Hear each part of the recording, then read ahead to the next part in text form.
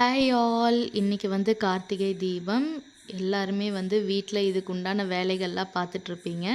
So அதே மாரி தான் நானும் காலையிலேயே விளக்கு எல்லாத்தையும் வந்து தண்ணீல போட்டு ஊற வச்சு, காய வச்சு, மத்தியானத்துலேருந்து இதுக்கு உண்டான ஒர்க் எல்லாமே பண்ண ஆரம்பிச்சாச்சு.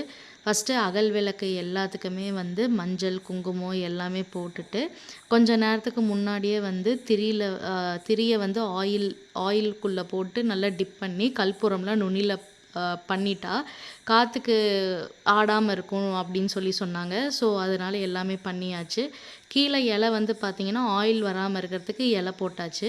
கீழே சின்னதுலேருந்தே பூஜா ரூமில் வந்து அப்படியே ஸ்டார்ட் பண்ணிட்டு வந்துட்டுருந்தேன். எல்லாமே ரெடி பண்ணிவிட்டு 5 மணிக்குள்ளே எல்லாமே ரெடி பண்ணிட்டேன்.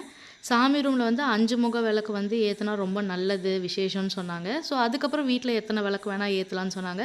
அதுக்கு தகுந்த மாதிரியே வந்து சாமி ரூமில் டைரக்ஷன் பார்த்து எல்லாமே வச்சாச்சு.